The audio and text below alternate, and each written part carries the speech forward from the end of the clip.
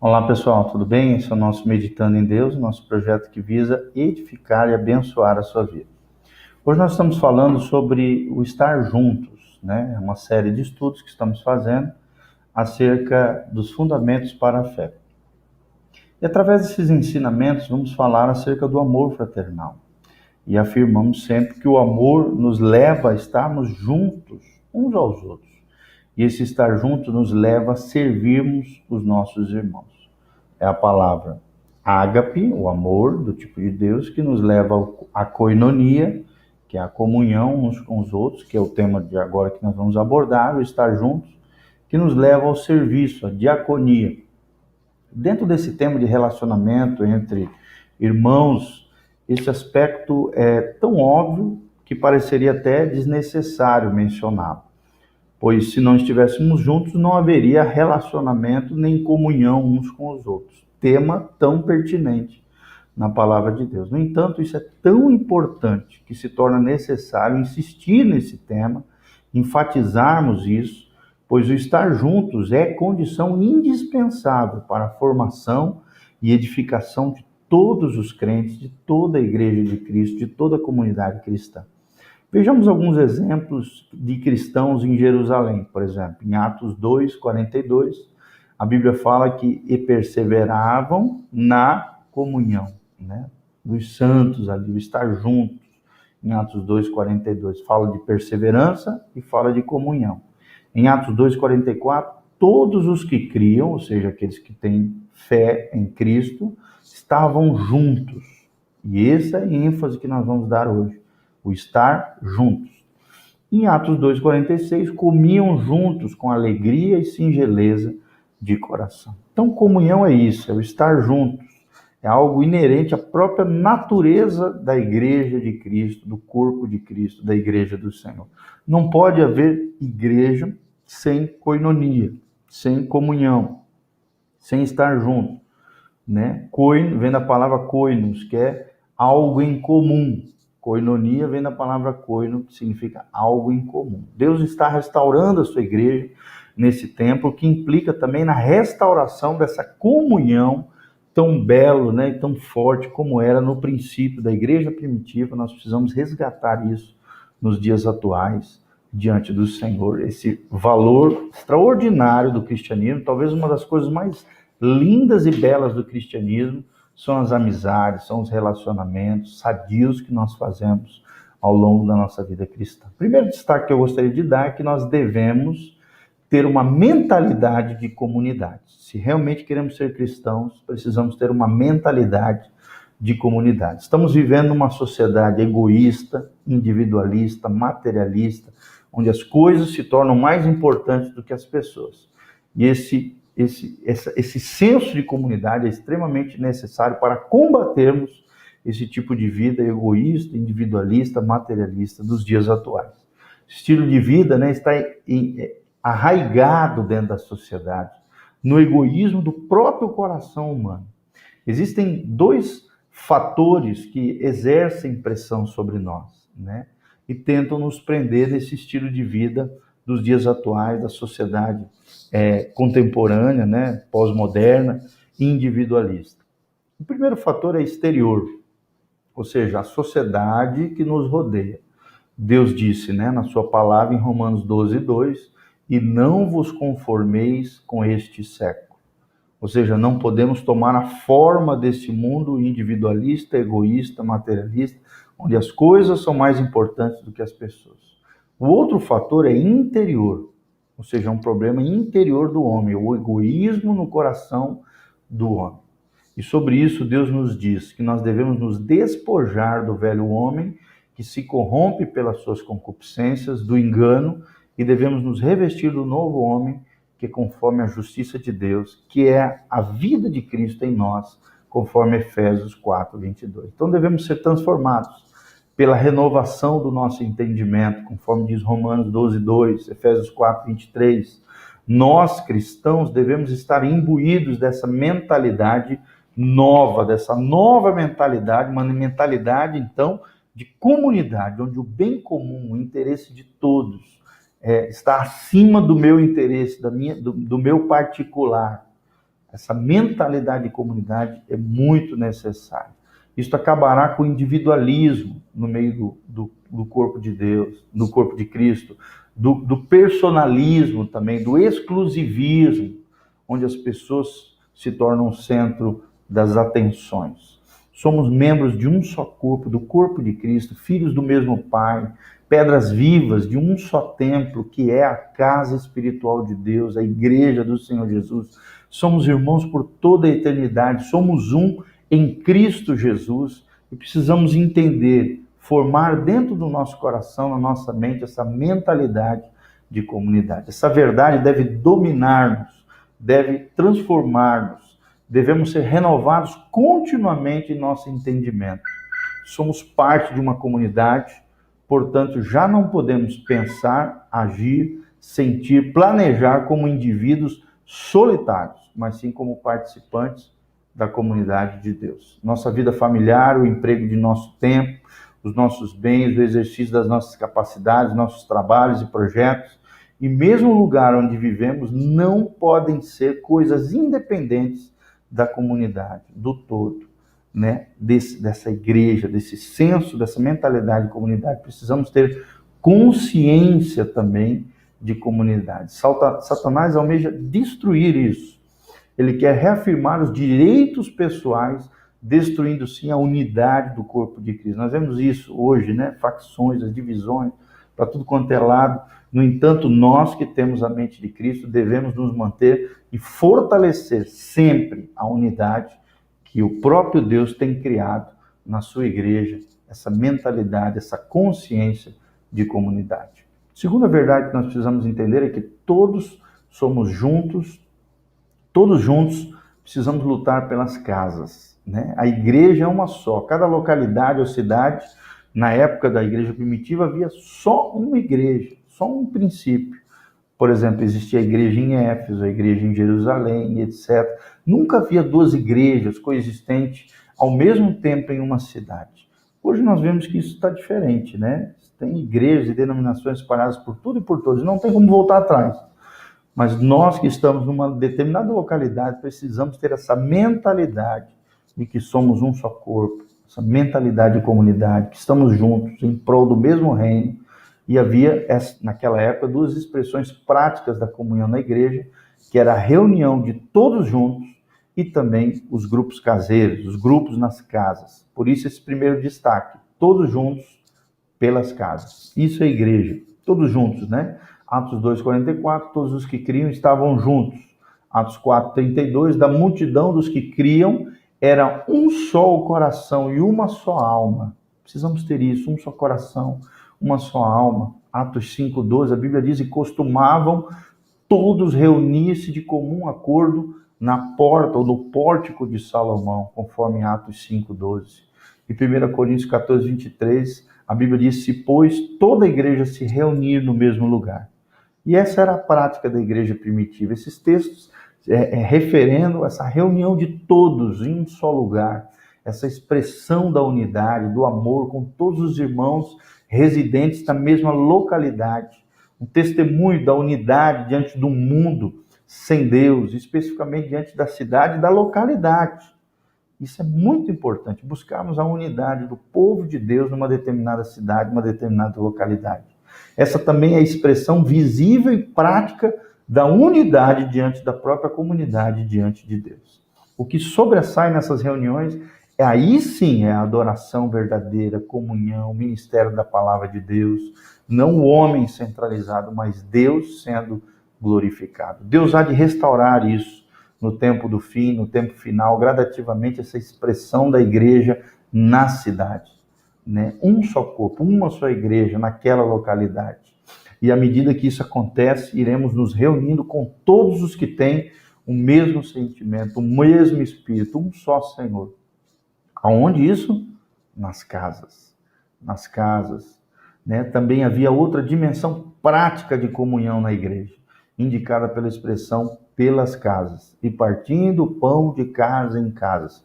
A igreja primitiva, né, não tinha templos, não tinha auditórios, não tinha nada disso. Não que esteja errado isso, né? Temos que estar ali junto com a nossa igreja local, a comunidade da fé, a comunidade cristã, em um determinado auditório, em um determinado lugar, lembrando sempre que a igreja não é o prédio, não é o auditório, somos nós, os crentes.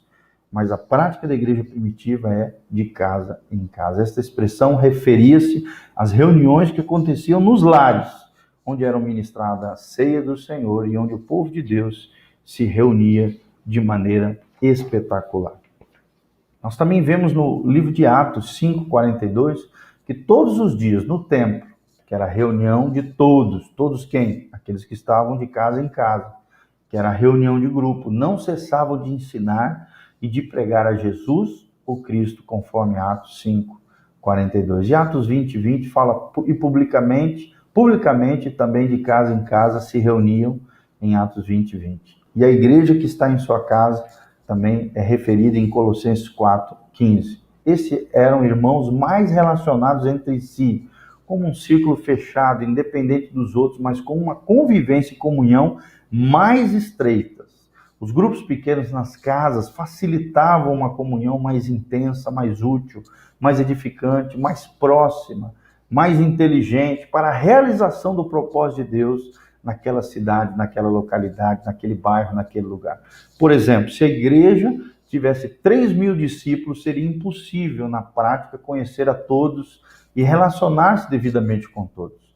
No entanto, num grupo menor, num grupo caseiro, de casa em casa, de uns 15, 20 ou 30 irmãos, é possível, sim, se relacionar de estreito modo para que possamos nos conhecer uns aos outros, amar, edificar, repreender, estimularmos mutuamente na fé e na vida cristã. Jesus disse aos 12, amai-vos uns aos outros. Na verdade, não podemos amar devidamente, intensamente, mais do que um grupo assim pequeno. É complicado, é difícil, não é prático, né? Claro que nós temos que amar a todos, mas quando um grupo é uma multidão, é meio complicado, não é muito prático isso. Por isso eles se reuniam de casa em casa. E mesmo os novos convertidos, ao se integrarem num grupo específico de irmãos, serão muito mais facilmente ajudados, edificados e assistidos em menor grupo, de casa em casa, de lar em lar, com maior eficácia. O terceiro destaque que eu queria dar é que o tempo passado junto nas reuniões é básico, mas não é suficiente. É importante, mas existe também a vida devocional, a vida interior que nós, de forma disciplinada, dedicamos ao Senhor.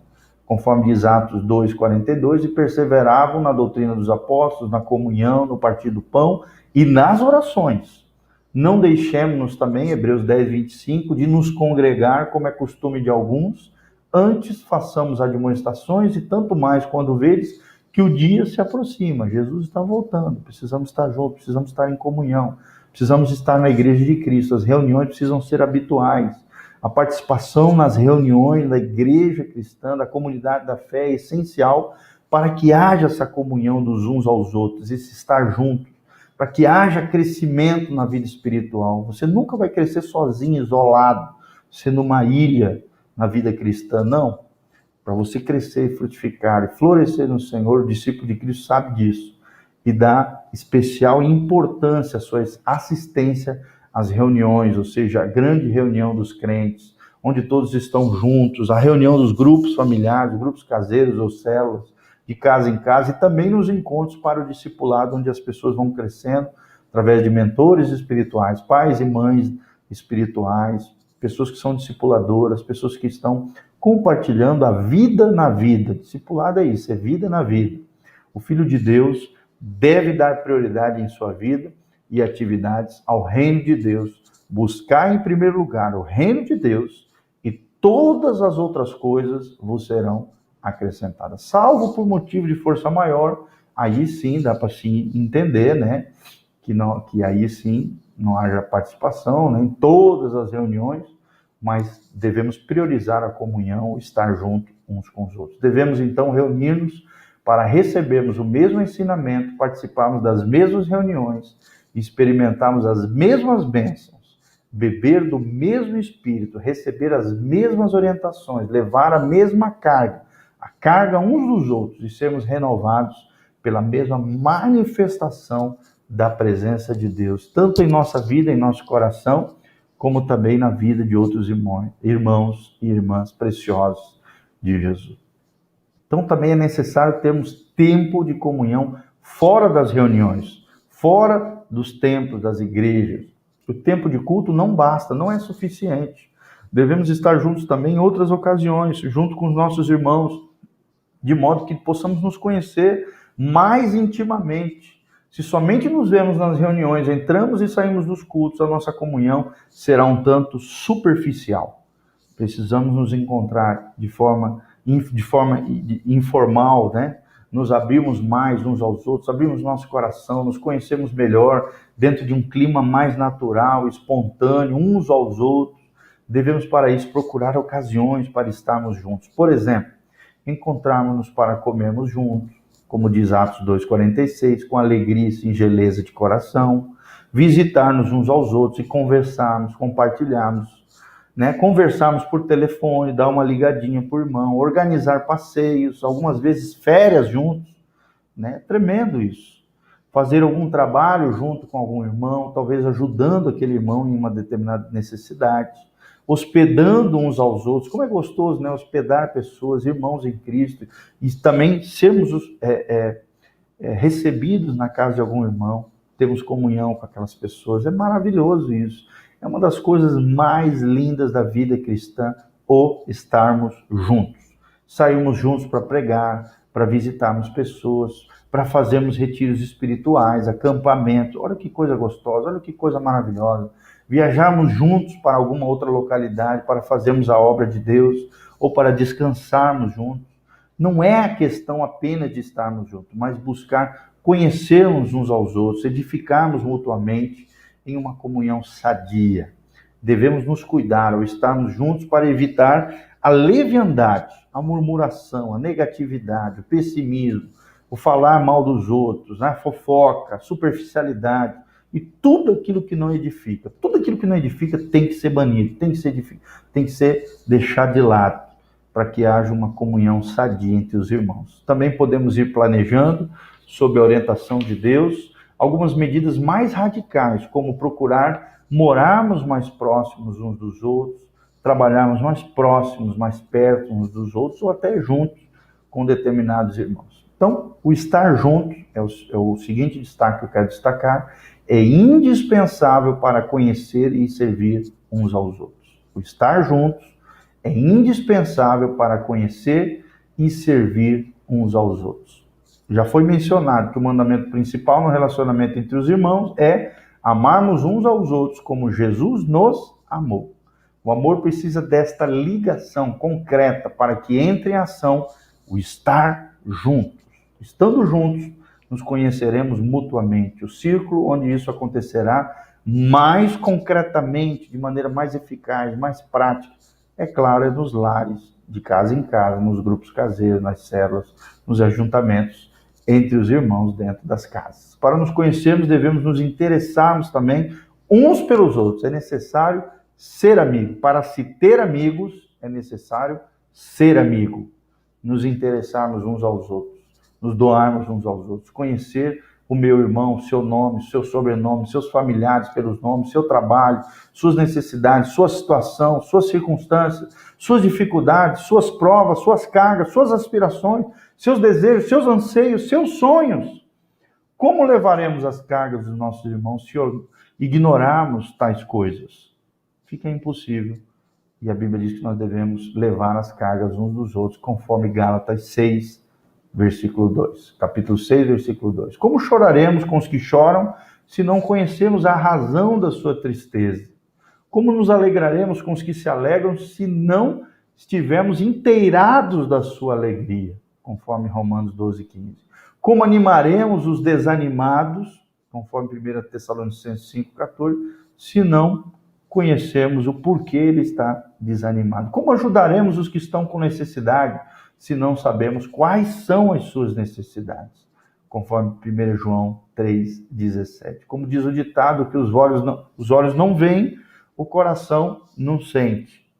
Portanto, estando juntos, poderemos mutuamente conhecer as necessidades uns dos outros, e assim será possibilitada a ministração, o serviço entre os santos, de um para com o outro. O estar junto também exigirá de cada um maior crescimento e santidade, pois estaremos sendo conhecidos pelos nossos irmãos e nos expondo à repreensão se não andarmos como devemos. Isso aqui está o problema de muitas pessoas não gostarem de comunhão, porque na comunhão as máscaras caem, as aparências que enganavam já não enganam mais, você é aquilo que você é. Então, essa fachada espiritual pode ser sustentada na reunião, no culto lá grandão, mas não na convivência dos uns aos outros.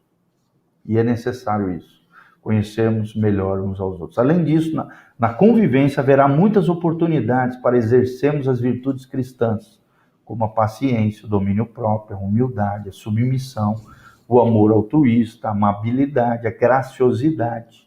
E também nos levará a praticar a confissão de nossos pecados uns aos outros e o perdão também das ofensas daqueles que nos ofenderam. Tá? Então, o exercício do perdão, do amor, da confissão é estando juntos. Na verdade, é mais fácil viver só, sem dúvida nenhuma, sem ter compromisso nem problemas com ninguém. Mas é na convivência com os nossos irmãos que crescemos e nos desenvolvemos devidamente. Alguns conselhos práticos para colocarmos em prática no nosso dia a dia. Primeiro, a comunhão é algo recíproco. Depende de ambas as partes. Podemos ter amizade com os que não são de Cristo, mas não comunhão. Se nos relacionarmos com eles é para abençoá-los e amá-los. Podemos ter muitas coisas em comum, mas não a verdadeira comunhão no sentido espiritual. Entretanto, devemos ficar atentos, pois alguém que não se enquadra no nosso padrão de cristianismo pode ainda assim ter a vida de Cristo. Devemos tomar a iniciativa também, segundo a verdade, quando nos aproximarmos dos nossos irmãos. Amar é não esperar ser amados, mas se doar, honrar uns aos outros, abrir o nosso coração para com eles. Não devemos nos associar sempre também com os mais fortes, com os mais maduros, melhores, mais espirituais. Não. Os mais débeis também precisam de nós. E devemos incluí-los na nossa roda de comunhão. Quarta verdade, quando estivermos juntos, não devemos perder tempo com conversas tolas, superficiais. Devemos nos abrir para partilhar o que mais nos pesa, para compartilharmos as nossas experiências, falando a verdade aos nossos irmãos e sendo sinceros verdadeiramente uns com os outros. Quinta verdade, a comunhão é algo que vai crescendo gradualmente, na medida em que nos conhecermos, iremos crescendo em amor, a confiança vem com o tempo. Deus não quer que a nossa relação seja estática, mas dinâmica, crescente, que vá se fortalecendo cada vez mais. A meta de Deus é que sejamos um, como o Pai no Filho e o Filho no Pai, assim também sejamos uns com os outros, com a Igreja de Cristo, com o povo de Deus, conforme diz João 17, de 20 a 21. Amém? Então, qual é a prioridade, o tema? Estarmos juntos. Vou só repetir os destaques que nós falamos hoje. Em primeiro lugar, o estar juntos é o ágape, que significa amor, em koinonia, que significa comunhão, que se revela também em diaconia, que é o serviço cristão. Primeiro destaque, devemos ter uma mentalidade de comunidade. Segundo destaque, precisamos estar juntos, de casa em casa, pelas casas, precisamos estar juntos. Terceiro destaque, o tempo passado juntos nas reuniões é básico, mas não é suficiente. É necessário também tempo de comunhão fora das reuniões, e nós demos alguns conselhos práticos acerca disso. E por último, o estar juntos é indispensável para conhecer e servir uns aos outros.